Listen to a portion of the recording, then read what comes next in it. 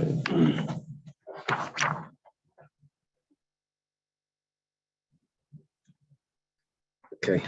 we're going to start today on Membe's top. That's 42, 42A. Hashem, that we're able to learn Torah every day. And in this course of learning, we should have to do some English immediately. Someone told me last night that the reason why it's called Fast Esther is because by a battle, people would fast, but not the soldiers. The soldiers wouldn't fast, it would be the other people would fast. So the soldiers had to, because at the battle with the non-Jews, everyone, it was against all the Jews. So even men, women, and children, everyone was fighting. So everyone was fasting. There was only one person that was safe. That was Esther. She was in the palace. So she was the only one that fasted. It was called the Fast of Esther. She was the only one that fasted by the battle. And they said that's the Rebbe's pshat.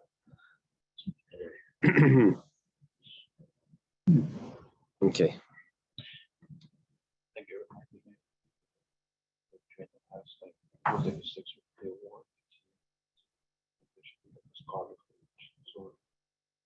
Really? Uh-huh. Okay. That's right.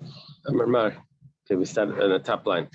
Amar is a re-quote of a Tanaic source. So this is a Bryce or a Mishnah.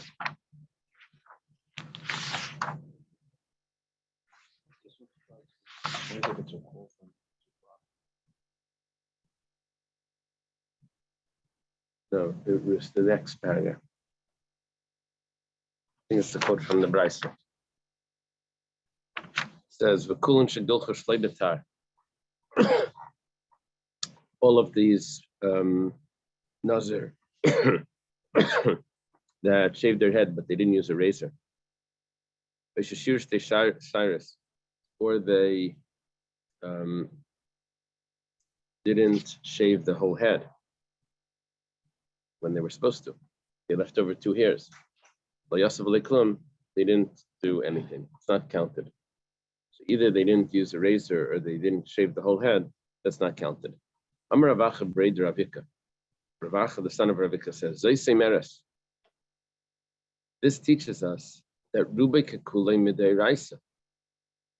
that usually in the Torah, if you have the majority, that's like you have everything. Now here, you shave the whole head except for 2 hairs. And we say that that's nothing. So what we mean, and why do you have to tell me that that's nothing? Because usually the majority is everything. And over here, it's a special halach. Where do we see this? We see this that from the fact that by Nazir, it tells me that it needs to be the entire head. That means that if it didn't tell me that, I would have thought that most of it is considered all of it. Good enough. But someone, a Nazir did shave their head.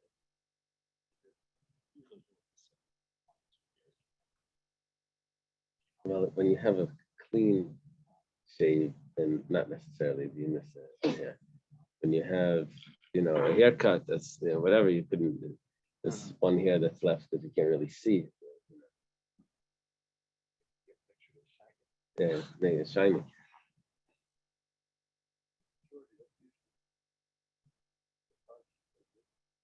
Usually use majority for. Well, you have different types of majority. You have, like something gets nullified in the majority. You have majority kosher with a little bit that's not. So you say, okay. Then you have like the majority in the Bezdin. Majority of the sages say one way, so that's how it's going to work. Majority after the stores, right? The stores, you take meat from a store, you don't know which one, or you found it outside the stores rather. So those are cases of majority. Here we're saying it's a little bit more there. Here we're saying that normally it's not just that majority wins over the minority. It's that majority is like everything. It's like you got the whole thing.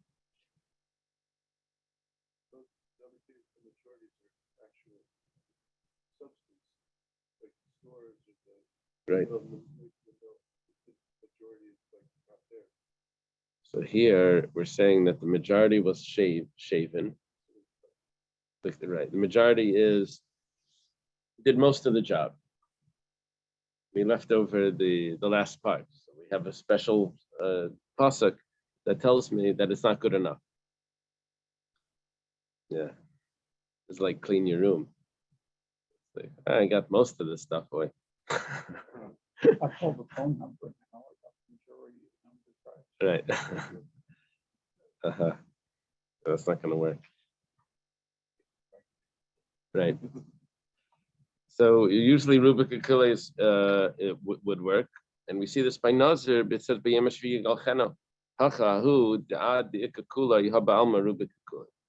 but regularly we would say that Rubik Achilles, majority is enough. Any discussion about why sorrows rather than cause? It's like a shear. It's a shear, and what's considered a shaving? Less than 2 hairs is not considered. It comes up a lot of places. Sorrows on the head. Right. I think what they think 1 hair is just considered like a nothing, and then 2 hairs is already something. I'm not sure about the wording, but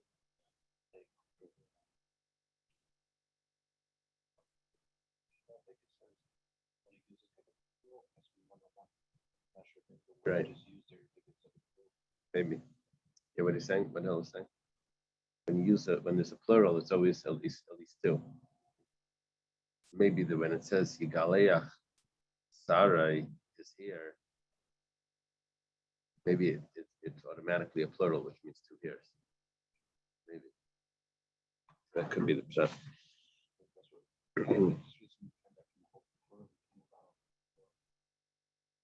One of my kids was before his bar mitzvah, 1 hair coming from his beard, just 1 hair. It's like, don't touch my beard. But the 1 hair is really nothing. It's whatever. It has to be 2 hairs. Okay. Okay, Maskefla Rabbi Yosi Rabbi Chanina. Rabbi Yosi Bar Chanina has a question. Hi, Ben Nazir Tamiksiv. What are you saying? You're telling me this pasuk of B'yom Hashvi on the 7th day should shave his head, which means it has to be enough to shave, which means he has to shave everything. That's what I mean. He has to shave everything. But that's not talking about a Nazir that's completing his Naziriteship. That's talking about a Nazir that interrupted his Naziriteship with becoming impure. And he has to shave his head in order to restart it. That's Rabbi Yosi Bar Chanina's question. Well, Machkola b'Marava. They laughed on him in the West. Michti Nazir Tamei b'Tar Minala. And where do we know that a Nazir needs to shave? Nazir Tariyala. Where do we know that he needs to shave with the razor? The Nazirite that became impure, that interrupted his Naziriteship. Where do we know that he needs a razor? We learn it from a regular Nazir that's completing his Naziriteship. Well, Lacey Nazir Tar, V'leilach Nazir Tamei. If you learn the razor from the pure Nazir to the impure Nazir, that means that they're connected. So then we can learn from the impure Nazir back to the pure Nazir. Learn that if you leave 2 hairs, it's not considered shaving. Once they're connected like that, so we know how it works, that it has to be the whole head. Now, Rabbi Yosi Bar Chanina had a question here, and they laughed at him in the West. Tosfos has a question on this. Naftali, you'll be interested in this. That in Sanhedrin, it says, whenever there's quotations in the Gemara,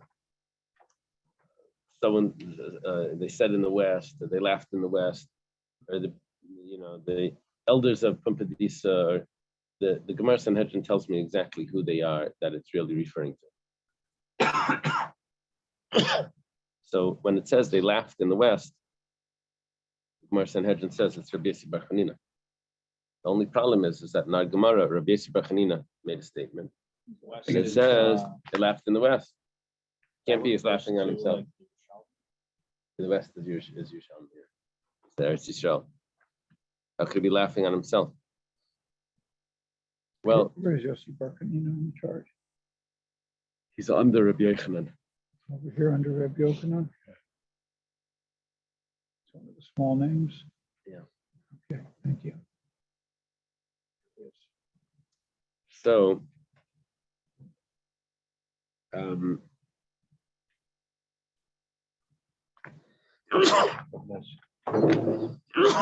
thank you. So I looked up the Gemara Sanhedrin, and there's actually two versions of that Gemara. Thank you.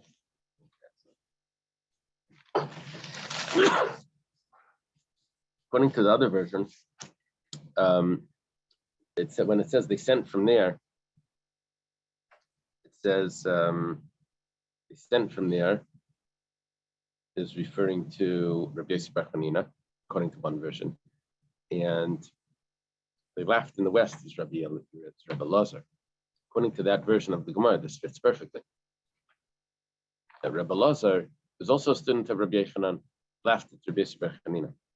However, I noticed on the side of my Gemara here, there's a note on the side, and both said Tosfos earlier on. Tosfos over there says that there's two Rabbi Yossi bar Chaninos.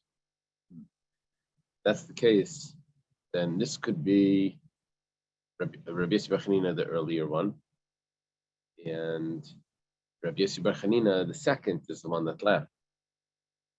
That fits according to Tosfos Rabbeinu Tam and Daf Yomi. Yeah, that makes sense. Pretty fine. Two people with the same name. Yeah. Yeah, but he proves it because he has some questions that the Tosfos and Daf Yomi and Nazir. Yeah. Okay. But yeah, Abaya has a question. Nazir Shegilach Rishtir say Cyrus. Nazir shaved his head, but he left two hairs. The machine broke. Tzamach Reishai v'chazer v'gilchan. By the time he got his razor back working, his hair has grown back. So he just goes and cuts those two hairs that he didn't cut last time. So he cut out all the hairs on his head. The thing is, some of them had grown back in the interim. So what is that? Is that considered like he shaved it now? Mahu mima akvi. Does this affect the validity of that shaving or not? Okay. Boy Rava. This Rava. Yeah. Boy Rava. Nazir Shagila. Another question. If a Nazir shaves his head, he leaves two hairs. Comes back. Begilach achas v'nishra achas. He cuts one of the remaining hairs, but the other one falls out. Mahu. What's going to be then? Is it considered that he cut all his head, all the hair? Amalei Rav Acha midifti l'Ravina. So Rav Acha midifti says to Ravina, Gilach Sarah kamibayle l'Rava. Is Rava asking that about cutting one hair at a time? Is that his question? If you cut one hair at a time on the head, right? That sounds like it should work. You don't have to cut it all the hair at once, put them all into a thing and cut it all at once. Cut one hair at a time is like cutting it very slowly. Basically what he did, cut it all very slowly. So the last hair fell out. What's the problem? You cut it very slowly. Why should this be even an issue?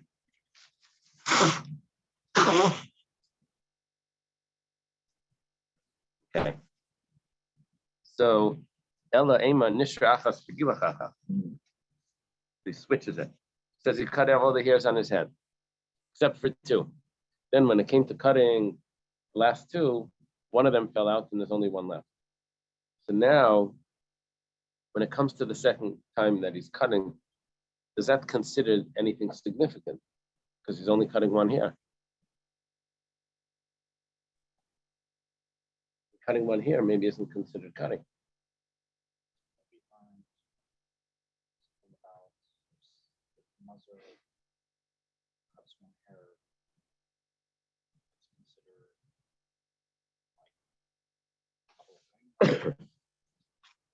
We learned yesterday from Rav Chisda 2 days ago. We learned you get malchus from cutting one here, but when it comes to shaving the head, you have to cut everything, and you can't leave 2 hairs. So now what we're saying is that he left 2 hairs. Now he's coming to cut the last 2, but one of them had fallen out. So he's just going to cut one. Now cutting one is not maybe not the mitzvah. Wouldn't his head be considered shaved because it said like if he had 2 hairs, it's like he did nothing. So in this example, he basically has 1 hair left. Very good. So the Gemara says like this: Amalei giluach ein kan. If there's no shaving, sar ein kan, and there's no hair. Gemara says isar ein kan giluach yesh kan. And if there's no hair, then there's considered shaving. So it's perfectly good. Achikamar. This is what it means to say. We know that there's no here. That wasn't our question. Problem is, did he fulfill the mitzvah of shaving his head? I guess what the Gemara is asking is if he has to do this again when it grows back. Does he have to shave the whole head? He already cut like almost all of it already. Right. You know, one fell out, now he has 1 left. So, Right. The question is, did he fulfill the mitzvah of shaving the head? He left 1, he left 2. And then when he cuts the last one, maybe that's considered cutting. Maybe he didn't fulfill the mitzvah.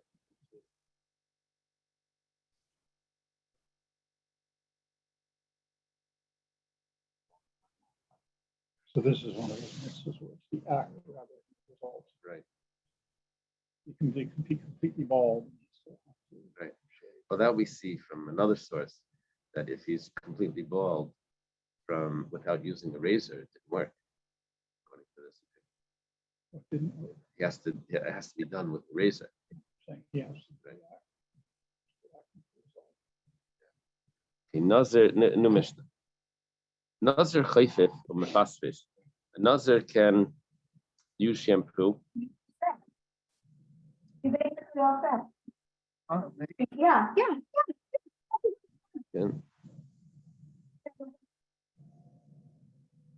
He can use shampoo, and he can also separate the hairs.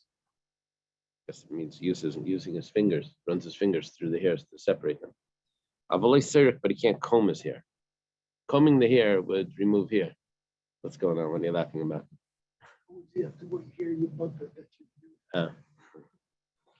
Chayfif umafasfis mani.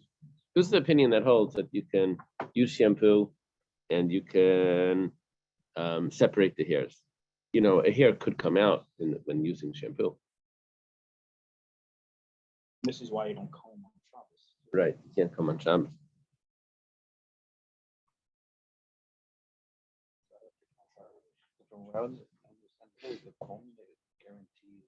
Combing is going to be much more, but nevertheless, it could be a hair's going to come out, but you're allowed to shampoo.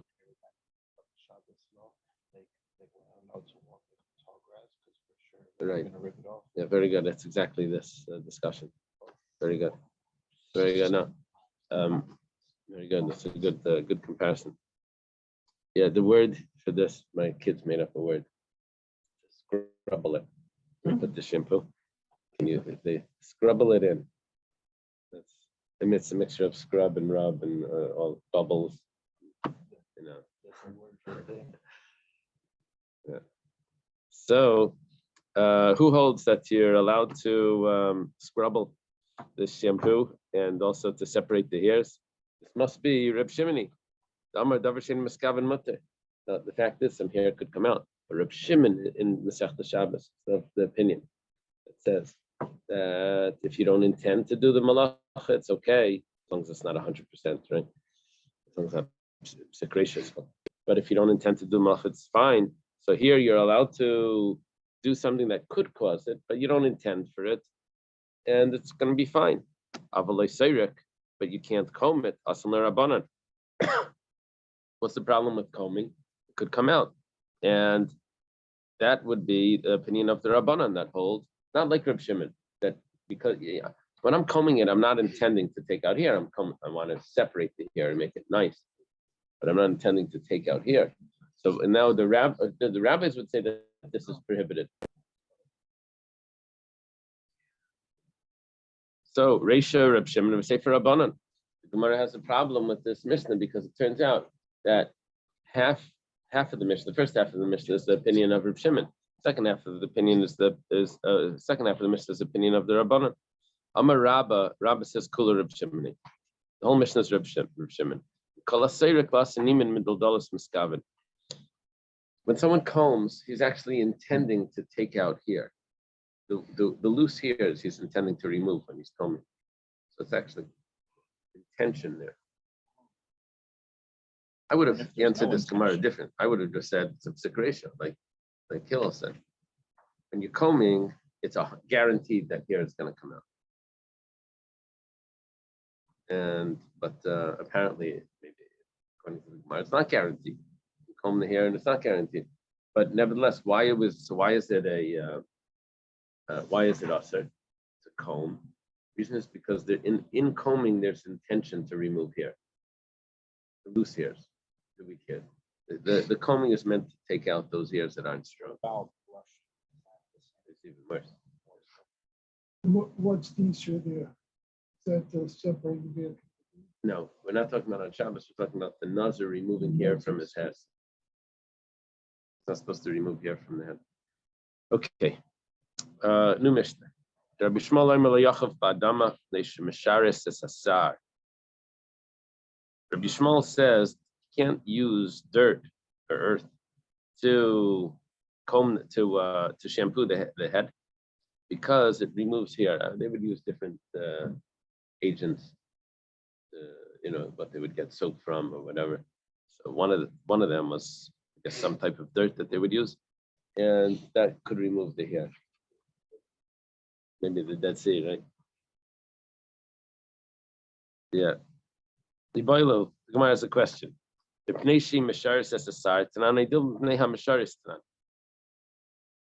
not sure what the Mishnah is saying. There's a possibility that what the Mishnah means over here is two options.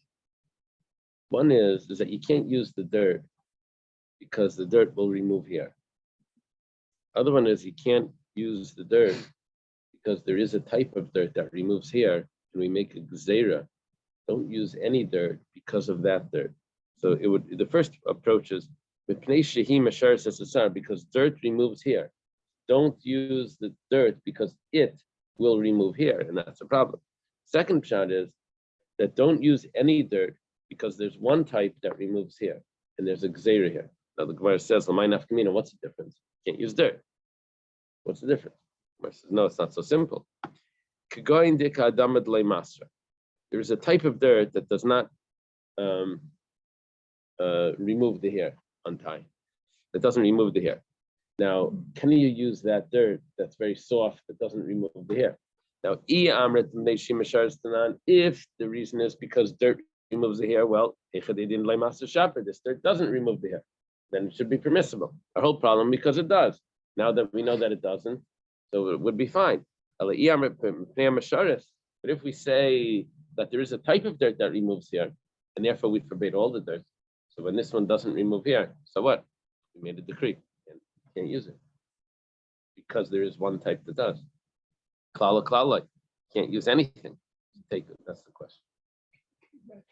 Mother sends her little kid, go take a shower, your hair's dirty. There's no shampoo. Don't worry, here's some dirt. No, I can't use that dirt. I have dirt in my hair. That dirt's not. The whole thing really sounds funny when you think about it. Go wash the dirt out of your hair. With dirt, not that dirt. So Jackie Mason.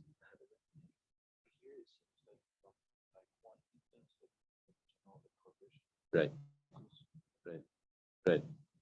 That could be that the rabbis would make a decree because there is an instance where this is significant.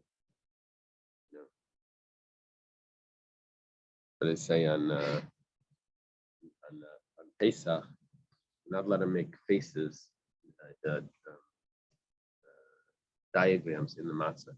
And the matzah has lines, so you can't make that into those lines into any sort of smiley face or anything.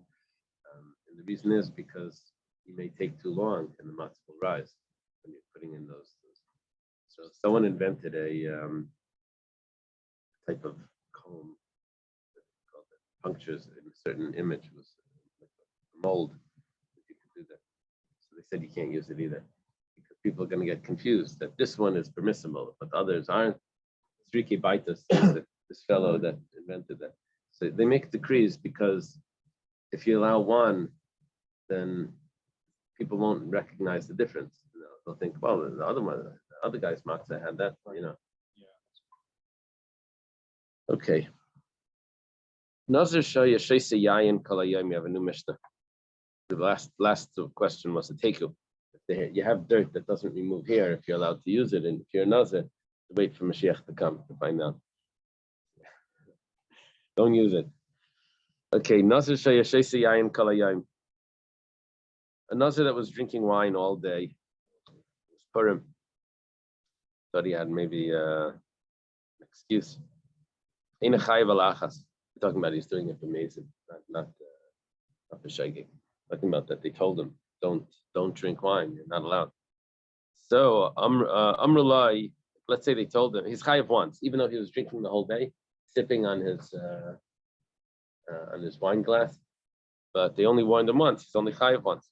Amrulai, they told him al tishta, don't drink. Al tishta, don't drink. They told him again, don't drink. Bushaisa, he's drinking. Chayav kalachas vachas. Every time they warn him, he's chayav again. Yeah, we quoted this before. Let's say he's shaving his hair all day. In a chayav alachas, he's only chayav once. Amrulai al tegaleach. Remember, even one hair, he was chayav. He gets malchus, right? So let's say they told him, don't shave. He shaves. Al tegaleach, don't shave. They tell him again. But megalech, he's still shaving. Chayav kalachas vachas is chayav for every warning. Let's say he's going into a cemetery, he's becoming tummy, he's touching corpses. All day. In a chayav alachas, it's only chayav one. Lashes. Let's say they told him, don't become tummy. And he becomes tummy. Then they tell him again, don't become tummy. Chayav kalachas vachas is chayav on each and every one. So it's the second warning. Yeah, each warning is another obligation. It's another. Well, he gets malchus after the second warning, right?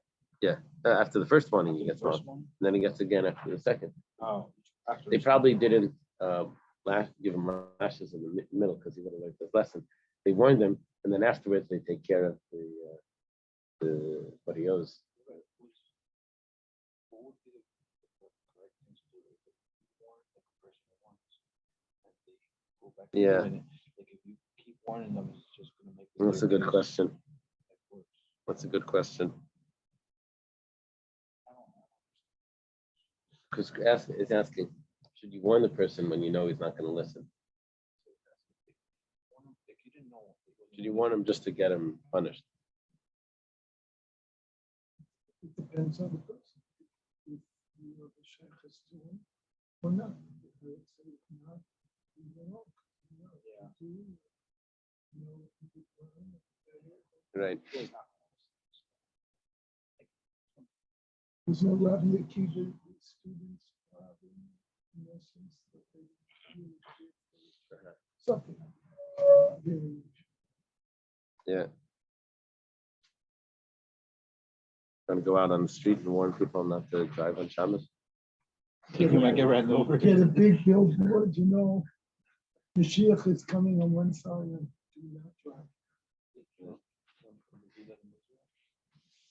Yeah, in Israel, they just don't let them drive through their area. They don't go out and tell the. And if they do, they throw stones at the head. Don't understand. Yeah. Itmar. Statement of Amirayim. Amar Rabba, Amar Rav Huna. Rabba says the name of Rav Huna. Rav Huna is a student of Rab. Rab is a student of Rav Huna. Says Mikra Mali Dibra Kasav. I was expecting the Gemara to start off saying Utricha, and we need all three cases because basically the Mishnah repeated itself 3 times. Right? So difference between Itmar and Kufa. Itmar is a brand new statement. Kufa would be when we quoted it before, and we're going back to re-examine.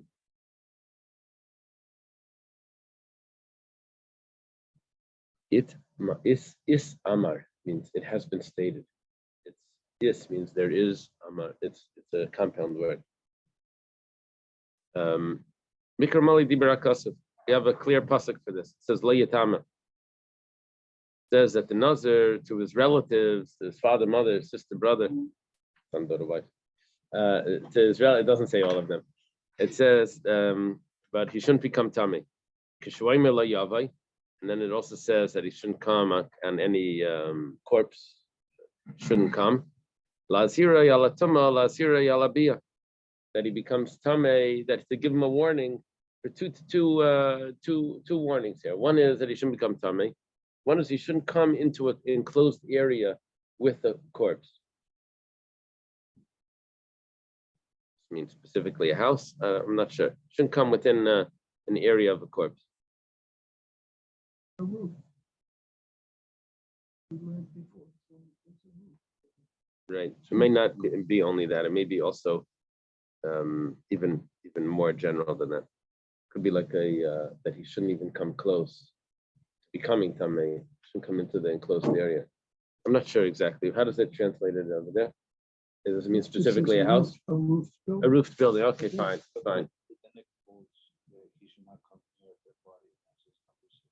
Okay.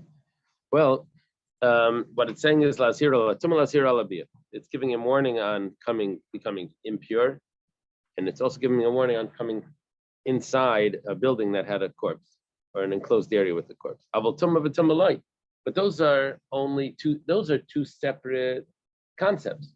One is actual contact with the corpse, and the other one is coming into an enclosure with the corpse. But to touch a corpse once and to touch a corpse again, I don't have 2 separate psukim.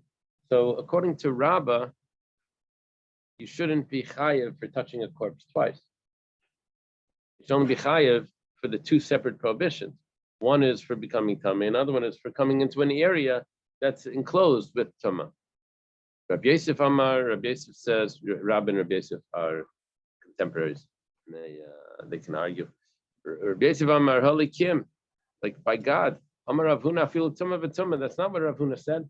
Rav Huna said that even if there's coming in contact with the corpse twice, would create a double punishment. Now the Mishnah clearly said that it's double, but we have to wait for Abaya's going to ask that shortly. Amar Rav Huna says, Nazir sheya'imed basic baris. Let's say there's a Nazir, he's in a cemetery. He doesn't belong in a cemetery, but he's in a cemetery. And of course, if he's in a cemetery, so he's tummy already. And they bring the corpse to him, his relative maybe, or they bring someone else. And he touches it. He's chayav. He's tummy already, but he touched the corpse while he's in the cemetery. He's chayav again. See, Rav Huna says that there is two levels of tumah. You become tamei and become tummy again. So and you get chayav twice. Shema minam Rav Huna fil tumah v'tumah. 2 types of tumah. Not 2 types. Tumah times 2. Okay. Isvei Abaya. Abaya's a question. Kayin sheilei meis melech kseifa. Let's say there's a kayin. Now, a kayin is also not allowed to become impure, just like a nazir, right? A kayin has a corpse that's on his back, on his kseifa is his shoulders. B'shitolei meisei, and they bring him another corpse, meisacher or his relative or someone else, v'nagavai, and he touches it. Yachal yeh chayev. Maybe he should be chayev for touching a corpse the second time. Pasuk says that he should not profane. He's already mechulal. He's already impure, so he's not chayev. Abaye is asking on Rabbi Yosef. Abaye is a student of Rabbi Yosef. He asks Rabbi Yosef a challenging question. What are you telling me that Rav Huna says that if someone was tummy once and then he touches a corpse tummy again, it's chayav for each one? Rav Huna says that if well, not Rav Huna, but there's a brisa that says that if there's a kayin in a cemetery, and not a kayin in a cemetery, a kayin that has a corpse on his shoulder, and he touches another corpse, that over there he's not tamei a second time, because only someone that was lo yichal, he shouldn't make himself profane, but he was already profane. Amalei. Rabbi Yosef responds to Abaye, "V'tikshilach masnisin." According to you, I have a question from the Mishnah. The Tanan,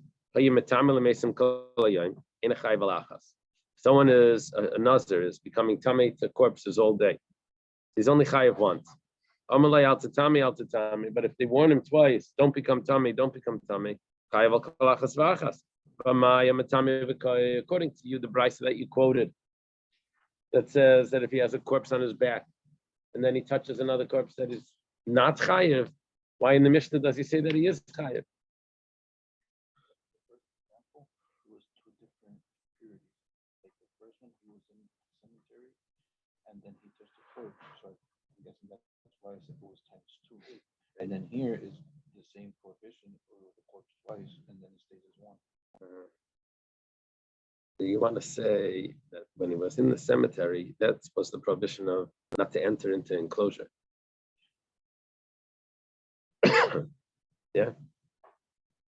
I think that they determined that it was 10-2 because there was two different periods. One Here, second. it's the same one. Even though it's two different corpses, but it's still the corpse.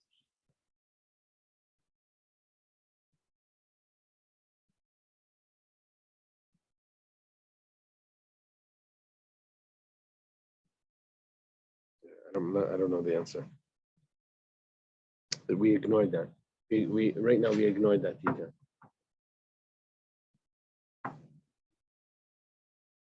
Okay.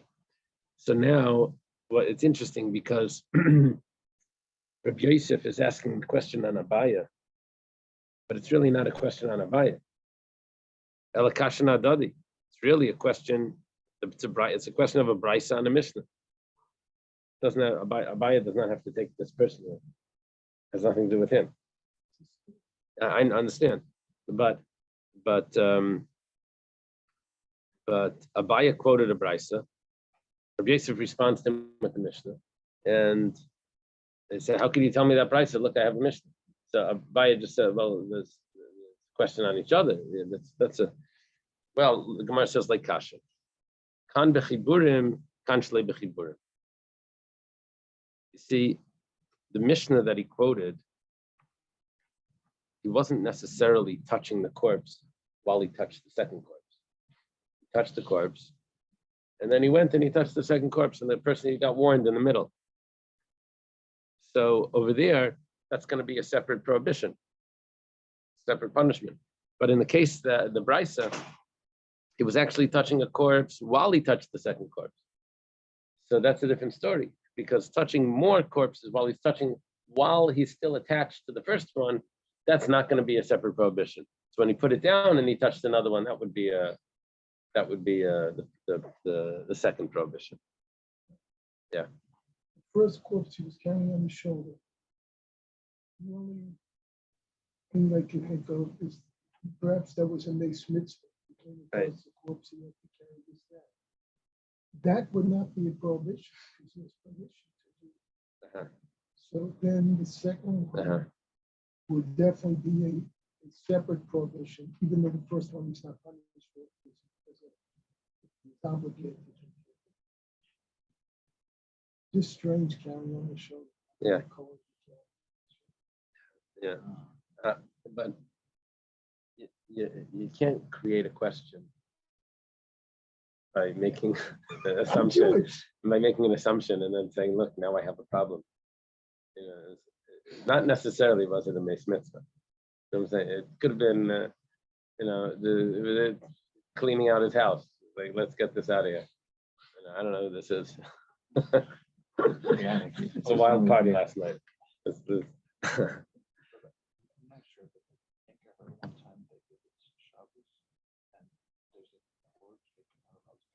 Right.